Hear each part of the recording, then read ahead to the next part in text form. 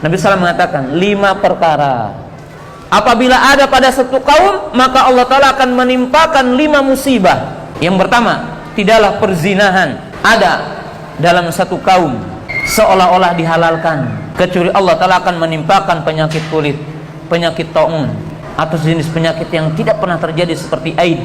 Dan kita lihat hari ini jamaah yang dirahmati Allah Ta'ala, apa yang menimpa kepada kita ini. Saya akan ceritakan tentang perzinahan.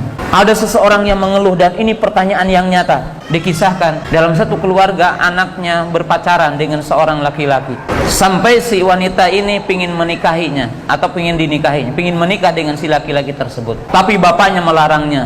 Nah, jangan nikah sama dia. Setelah ditanya oleh anaknya ini, kenapa saya tidak boleh nikah sama dia? Ternyata bapaknya menjawab, maaf katanya, aku buka rahasia, ini anak selingkuhan aku katanya. Jadi kamu dengan ini saudara. Akhirnya si wanita itu, si ahwat itu bilang sama ibunya, begini-begini.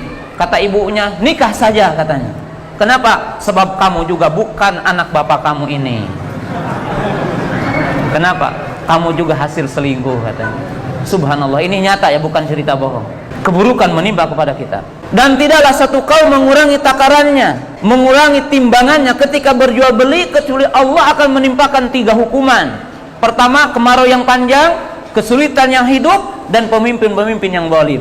Para ibu, para bapak, lihat ke pasar. Kalau kita sekarang melihat oknum, umpamanya aspal dimakan, semen dimakan, lihat kita di masyarakat kita, lihat kita bagaimana ketika berjual beli kayu sekian-sekian, kalau diukur lain, jual kain sekian, kemudian ke pasar dan sebagainya, sama. Maka dengan itulah gambaran rakyat kita, gambaran pemimpin kita.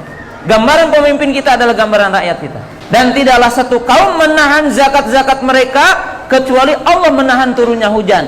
Kalaulah tidak ada semut-semut, kalaulah tidak ada binatang-binatang melata, kalaulah tidak ada ikan-ikan, Allah tidak akan menurunkan hujan. Tapi masih diberi rahmat dengan sebab di sekitar kita ada binatang. Padahal jamaah yang dirahmati Allah Ta'ala yang hadir di tempat ini saja, kalau mungkin diteliti zakatnya udah benar atau belum, wallahu alam, udah ditunaikan dengan benar kaidahnya atau belum. Dan tidaklah satu kaum mereka melanggar batasan Allah dan Rasulnya, kecuali Allah akan menguasakan musuh-musuh Islam kepada mereka, sehingga mengambil segala sesuatu yang ada di kita. Jeruk yang ada di Garut saja legalitasnya sekarang ada di Belanda ya. Orang Indonesia ini tidak bisa menetapkan harga kedelai. Harga kedelai ditentukan oleh orang lain.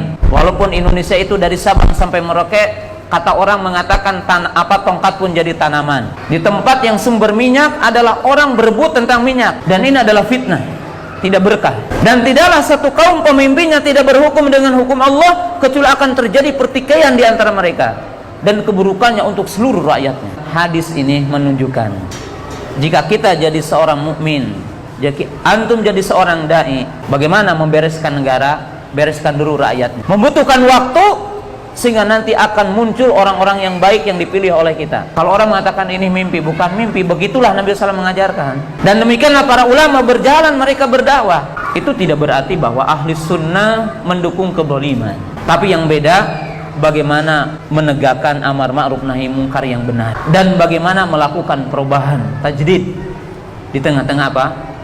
Umat ini.